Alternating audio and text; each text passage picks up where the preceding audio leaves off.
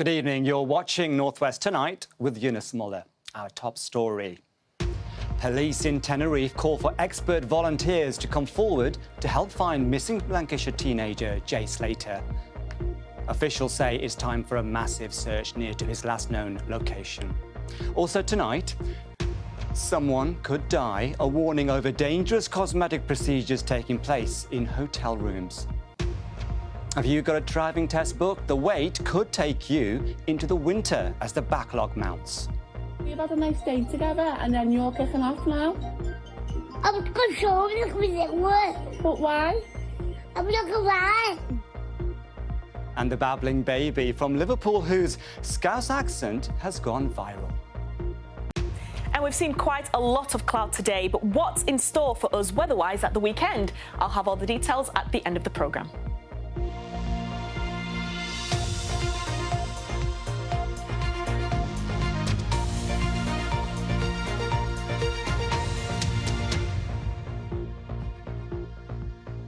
Police in Tenerife have called on volunteers to help with a large-scale search for the missing Lancashire teenager J Slater. It's now 12 days since he was seen. The search is due to begin tomorrow. Officials have called on private volunteers with expertise in difficult terrain to help. Andy Gill is here with the latest on the search for J. First of all, let me remind you of where this story began 12 days ago. J Slater, who's from Oswaldtwistle in Lancashire, was at a music festival in the south of Tenerife on Sunday the 16th of June. But in the early hours of the next day, he called a friend from a location 40 minutes drive to the north of where he was staying to say he was lost, had no water and his phone was about to run out of battery. The same day, a missing persons report was filed. Jay's mum, Debbie Duncan, flew out to Tenerife the next day. A crowdfunding page set up for donations to help the family has now raised more than £40,000. By Thursday, the 20th of June, the search was focused on the Masca Ravine area in the north of the island, but there was no sign of Jay. By Tuesday this week, the Spanish police were describing their search as intense. This Wednesday, police brought in specialist search and rescue dogs from Madrid. They've also used helicopters and drones. But all this time, online speculation and conspiracy theories about what's happened to Jay were mushrooming. And Jay's mother criticised social media, saying a deluge of messages from online trolls was stopping them seeing genuine offers of help. That brings us to today, when Spanish police called on volunteers from organisations like the Fire Brigade and civil protection teams to join a large-scale search in tough mountainous terrain. In the police's words, it's a steep, rocky area full of unevenness and with a multitude of ravines, trails and paths. They want volunteers who are based on the island or who may be on holiday there. They've also asked any civilians with expertise in that kind of landscape to join the search. It's due to start at 9 o'clock British time tomorrow morning. A roundup of some of the other news. Mask wearing has been reintroduced in medical settings on the Isle of Man because of a spike in COVID cases. Manx Care says the measures are in place across all of its sites for staff and the public. The native language of the Isle of Man has been added to Google Translate, which has Celtic roots, still spoken by around 2,000 people on the island, 1,000 of which are children. A new £27 million link road has opened in Lancashire to improve connections between Lytham St Anne's and the M55 motorway, relieving congestion on smaller roads around the Fylde coast.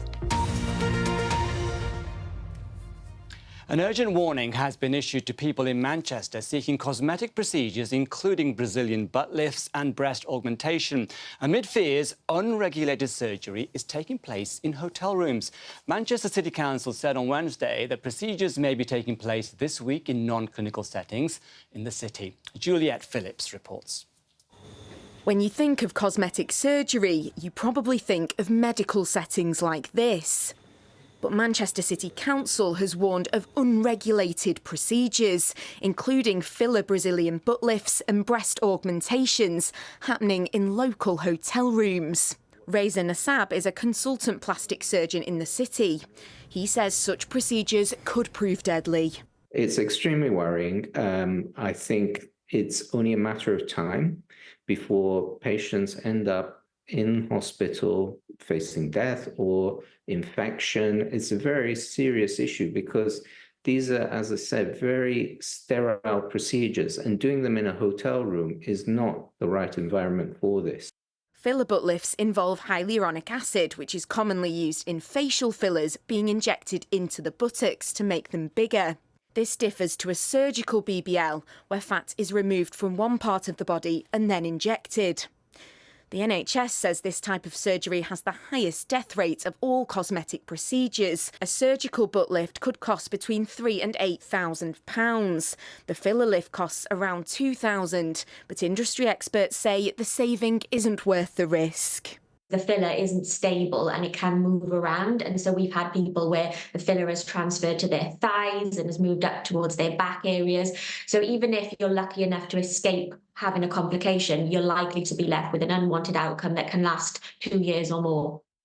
Ashton Collins says it's important for councils to take action if they know procedures are taking place in unsafe settings. We are very thankful to councils who, like Manchester, are taking a proactive approach to this, because we're actually campaigning for this treatment to be banned from the high street. That's how risky it is.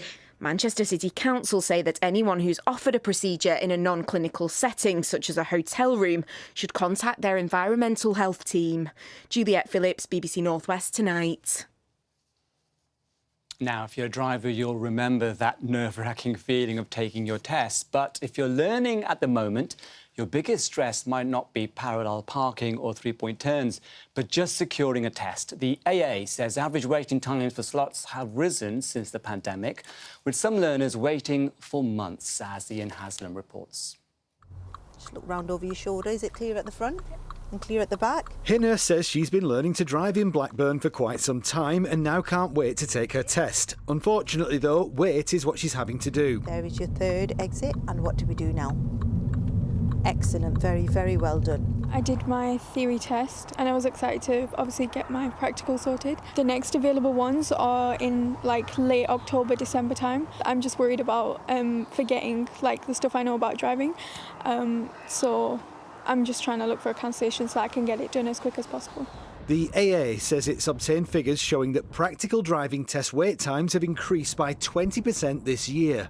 We are looking at 20-week plus waits in Nelson, in Cheetham Hill, in Bredbridge, Heatherton, so many places. It's going to be a real challenging for people in the North West to find these test slots.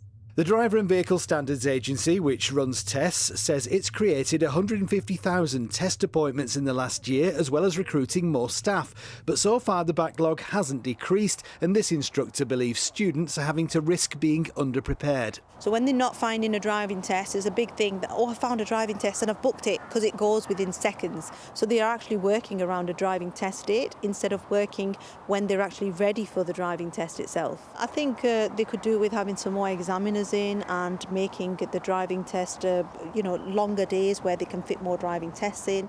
When I took my driving test in April 1996, I did so because my instructor told me I was ready. There was certainly no drama or long delays. Circumstances, of course, in 2024 are very different. So different, in fact, that some learner drivers are now deciding to take their tests way outside the area in which they've had lessons, which is causing more problems. As Lancashire driving instructor Lee knows all too well. I recently had a student that booked for Leeds and they wanted to practice in Leeds. Well, with the best will in the world, even a 2-hour slot, I'm sure you or I'd agree that getting on the 62 to Leeds isn't going to happen. But is it a sign of how desperate students are to simply get a test? Absolute perfect word, that. Desperation, because that's what's happening. And it's led to companies buying driving tests and selling them for profit on non-DVSA apps. Government figures suggest more than 1 in 4 learners have booked tests this way, while others, like Hina, have looked into it. So you'd be prepared to sort of contradict government advice and get a test in any way you can? Yeah, I have done actually. I've gone through a couple of apps and tried to find some cancellations. We kind of really have no choice because the official website, there's not much tests available on there. For Hina and many others, the quest for a test continues. Ian Haslam, BBC North West Tonight, Blackburn. A Blackburn shop owner says he's often can't put food on the table because of a lack of support for small businesses and is calling for the next government to do more to help. Ubaid Hussain says he's considered closing the business because of the impact of COVID and rising costs. We spoke to him as part of our Talking Shop series, visiting a different high street every week in the run-up to the general election. Katie Barnfield has more. How are you? You okay? Good. How can I help you this morning? Health and fitness shop Iceberg Supplements has been running for nearly 20 years. Owner Ubaid Hussain grew it to 3 stores across Lancashire, in Nelson, Burnley and here in Blackburn. For a while, business was good. Until the dreaded COVID hit. That was it, and that was the downfall for a lot of businesses, especially health businesses, because the first thing people are going to knock on the head was supplements. As in buying non-essential purchases? Exactly. Now, with hikes in supply and fuel costs, they're struggling to stay afloat. Every penny that I'm making is going back into the business. I don't even take a wage anymore. This is how difficult it's gone for us. And do we see any support or anything? Not for micro businesses. A micro business is any business with less than 10 employees. The most Ubaid has ever had is 8. Help for the smallest businesses like his is something he wants the next government to take seriously. Micro businesses need the support where we're getting good rates on loans. We can't get loans. Looking at the business rates, our business rates are ridiculous. The government really need to give us a lot more support. You know, they need to really come down and look at micro businesses and see how we operate. Any offers I hear you say? Of course! Using social media to grow the business, Iceberg Supplements customers are often young adults. Adil is 18, about to go to university to study robotics. This will be his first election. As a student as well, everything becomes a lot more expensive. Do you think politicians are doing enough to engage younger people like you? I think they are trying. I'm not sure if it's in the correct way though. For Brad, housing is the biggest issue. And getting the mortgages down a little bit would be perfect. Are you a homeowner yourself? I know, but getting to the age where I should be, so it'd be nice to see him come down a bit, yeah. His friend Danny is about to start training as a nurse. The NHS and social care are on his mind. There is a lot of pressure on NHS because NHS does get a lot of support, but then at the same time, you know, the waiting times are genuinely a big issue. For Ubaid and his business, it's been a difficult few years. You know, there's been days when we go home and can't put anything on the table. You know, we might be up to our eyeballs in debt, but we're still fighting. He hopes whoever wins the election can ease some of the load. Katie Barnfield, BBC North West Tonight in Blackburn. As a tourist destination, Blackpool, as we all know, is famous for many entertainment attractions, but has never had a comedy festival until now. Salford-born comedian Jason Manford, who is a huge fan of the resort, has organised an event featuring an all-star lineup for next month. Annabelle went to meet him and asked him what was his motivation. We're really trying to big up Blackpool, and you know, it's the home of entertainment in the UK. It's certainly the home of a lot of comedy, and we just thought, is there a world? We tried just before lockdown, unfortunately, to start a Blackpool comedy festival, and now we've sort of, a few years later, we've thought, right, let's go for it again properly. You know, you only have to walk along the comedy carpet there to see who's played Blackpool, look at some of the posters that are up in the Grand or in the Winter Garden. There are just some incredible moments in Blackpool throughout history. And so this is you, and this is other comics. Yeah, so the night we've got on is Jason Manford and Friends, I guess, and we've got Kiri Pritchard-McLean and Paul Sinar, and we've got Dara O'Brien as our closer as well. So it's going to be a really great night of comedy, and we're sort of big. That's the big sort of showcase night of comedy, and it's in the Winter Gardens, which is a beautiful venue. We did it a few years ago, like I said, just before lockdown, and so this one is like the first big one back. But there's other shows going on between the 8th and the 14th as well, various venues around Blackpool. And I guess what we're doing this year is sort of dipping our toes in the water and just checking, you know, from the people in the Northwest. Seeing people, if it works. Yeah, just to say, is there an appetite? Do you want this? Is this something that you would like us to do? Would you like us to bring a sort of a mini Edinburgh Festival to the Northwest over the summer? I mean, that just sounds like win-win to me. It sounds great. And like you say, I mean, Blackpool is the perfect place, and I suppose you think of like those sort of seaside specials that we used to have. I mean, as a kid, did you used to go to Blackpool? We used to go to Blackpool every single summer.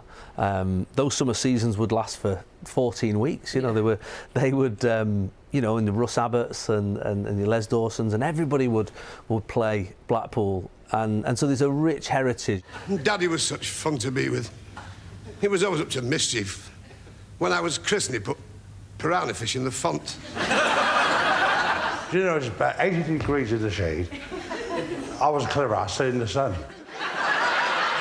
You keep yourself really busy, but also quite diverse in what you do, don't you? I mean, it's not the same thing every day, really, is it? No, it's not. Rarely 2 weeks are the same for me. Unless you're in a musical or something and you know, you're on a tour of doing sort of 8 shows a week. That the life that I lead is a little bit grey, with its lunch counter mornings and coffee shop nights.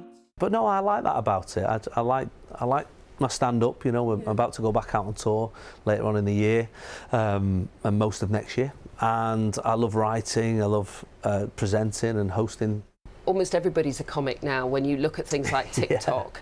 And people are so funny, aren't they? So funny. Yeah. It's, you know, just like the way that they can put these videos together.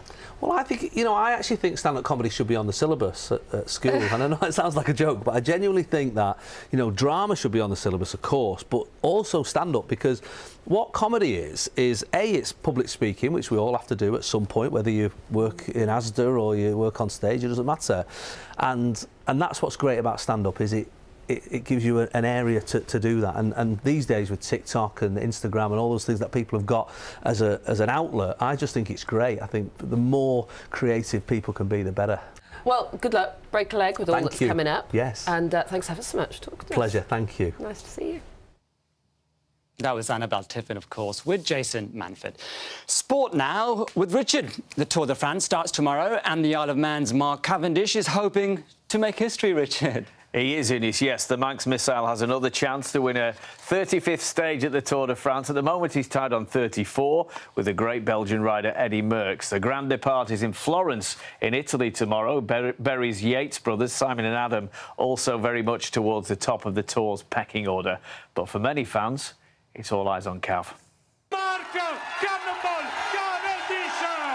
Preparing for what he hopes will be a history-making tour. The Isle of Man's Mark Cavendish looking relaxed as he gets ready to try and win just one more stage. I don't have anything to lose.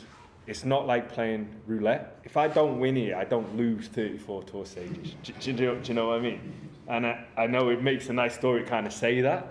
Cav crashed out of last year's race after finishing second in a sprint and just missing out on that record 35th stage, leaving him tied on 34 with the legendary Eddy Merckx. I've won 34 stages of the Tour de France. I've won the most number of stages of the Tour de France along with the great Eddy Merckx. Just tried for more. If that's 1 more, 2 more, 10 more, it doesn't matter. Mark has described this year's tour as arguably the toughest course he's seen, with not many chances for sprinters to win a stage. So can he do it? He's not had the season where he's proved himself against some of the competition that he'll be up against in the Tour de France this year. But you can never write Cavendish off. And I think it's also worth mentioning he's got an excellent team with him. Everybody's sort of willing it to happen because it would seem fitting that he would go out like this, you know, go out with that win. Berry's Yates' brothers Adam and Simon will also be at the heart of this year's drama, with Simon a lead rider for his team.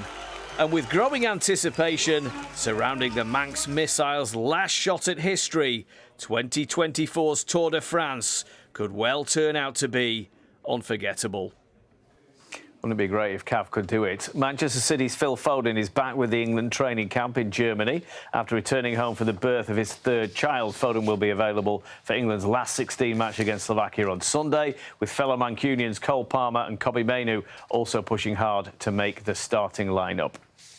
Our top men's and women's rugby league players are preparing to take on France in Toulouse tomorrow. The international doubleheader will see Warrington Wolves' George Williams and St Helens' Jodie Cunningham captain the sides.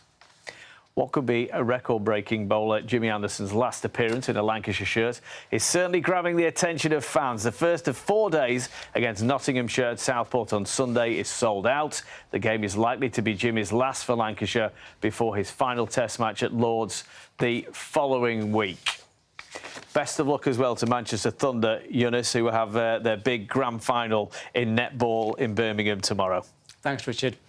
Now, if you haven't seen the viral video of the Scouse baby on social media yet, you're probably in the minority. Tens of millions of people have watched baby Orla from Liverpool arguing about bedtime in what sounds very much like a Scouse accent, despite the fact she can't talk. But the star at the centre of it is taking it all in her stride, as Phil McCann reports. We've had a nice day together, and then you're kicking off now. I'm not sure it works. But why? I'm not gonna lie. Yeah. How do you know when a baby is a Scouser? When they can't even talk. It's when they sound like Orla. I'm not sure it comes off. But you're a baby, so you're meant to listen to what I'm saying. I'm not sure. I didn't recognise it, but then people were saying, I was like, oh, and then I kept listening to it. And I suppose you can hear a little bit, but obviously we are Scouse, so don't recognise it. It's just normal to us. I changed your bum. But people from across the world recognised Orla's Scouseness. A Laker was babysitting her a few weeks ago when she filmed this battle at bedtime and put it on her TikTok. She was crying, and I thought, oh, I don't know what to do, so I was just speaking to her, wasn't I? I was talking to her, yeah. And then she stopped crying, so I just kept talking to her, and that's it. That's literally the whole story. Isn't it? The video has now been seen by 20 million people on the Lakers' TikTok and by tens of millions more elsewhere. She's none the wiser, and I think it's absolutely hilarious. She's absolutely fed up with seeing the video of herself now, so... She's bored of her fame already? Yeah. At home in Dingle this morning, at just 20 months old, Orla may not yet be able to talk, but she definitely knows what she wants. And what you saw in that video, that's just what she's not... Bye-bye! That's just what she's normally like? Yeah, she knew what she wanted. She did not want to go to bed, and she was getting her point across. And in case you're wondering, yes, Orla is speaking Scouse. No, it's not a coincidence. It's no accident that the child sounds Scouse. It's because they're babbling, using the sounds and the intonation patterns that the parents and the other people who are talking to them use when they're talking to them. If you listen to the speech melody, you can actually make out that this is Scouse. So you have this final rise, for example, so the intonation goes up, and this is something that we associate with the Scouse dialect as well. Do you love going to bed, Orla? Yes. Only sometimes. You love going to sleep, don't you? Do you love the camera? You can tell Orla likes cameras and microphones just as well. She's now got her own TikTok, so she can tell everyone what she wants and what she doesn't want. Phil McCann, BBC North West Tonight, Liverpool. Well, they do say walk at one, talk at two, but that really is quite incredible. Right, it's time for the weather. Here's Emmanuel. Hello, sorry, I nearly said thank you, Roger, then, but then I had to remember it's not Roger's time. Thanks, Eunice. Good evening. So, yes, we started off a little bit bright on the Isle of Man. Thank you to our weather watcher for sending this in. But for the rest of us, it has been quite cloudy. And, of course, we've had the rain as well. But it has made for a lovely weather picture. Look at those clouds. Thank you so much to all our weather watchers. Of course, you can send me your pictures on social media and, of course, on the Weather Watchers website. Maybe your picture will be featured next. So what are we looking like weather-wise at the weekend? Well, we're actually expecting a bit more in the way of rain this weekend. I think tomorrow we'll see some patchy cloud. We'll see some rain as well, patchy rain. But I think in the afternoon, I think predominantly for the Isle of Man and Cumbria, something dry and brighter. So this is what is going on at the moment. We have this next weather system moving in overnight tonight, and that's what will bring us the cloud and the rain as well. But initially tonight, we're expecting some late sunny spells, some clear skies as well, but then turning cloudy, the rain moving in as well, and temperatures no lower than 10 degrees Celsius. The winds will ease ever slightly, but we are still expecting some breezy conditions out there. So I think on the Isle of Man tomorrow, we'll start off a little bit cloudy. We'll see some rain at times as well, but then turning dry and bright as we head into the afternoon. For the rest of us, it's more likely that we'll see more of the cloud and the patchy rain as well. And I think for Cumbria, maybe something a little bit lighter and something brighter by the time we head into the afternoon, highs of 17 degrees Celsius. So then that pressure system will move away overnight, so turning clear. But then we have a ridge of high pressure. We have the more northwesterly winds, and that will bring us the cloud as we start on Sunday. So Sunday starting a little bit cloudy, but then in the afternoon, as mentioned, something a little bit dry and brighter as well, highs of around 18 degrees Celsius. And as we head into the new working week, well, it's really looking rather unsettled. On Monday, we're expecting something a little bit cloudy out there. We'll see some rain at times as well. Temperatures getting to highs of around 16 degrees Celsius, just about below average for the time of the year. And we'll see more or less the same as we head into the rest of the week. I nearly said Roger again. Sorry. You know what, Emmanuel? I can't stop thinking about that baby. I know, and apparently now she's got her own TikTok as well, so I'll be going to, follow and see what else she's up to. She's amazing, isn't she? You're on social media quite a lot. Yeah. Tens of millions of people have watched that. Yeah, sorry, I've never had that many views. But anyway, maybe that's something I need to work towards. I don't know. Emmanuel, thanks very much. I, of course, will be back over the late bulletin. Until then, have a good evening.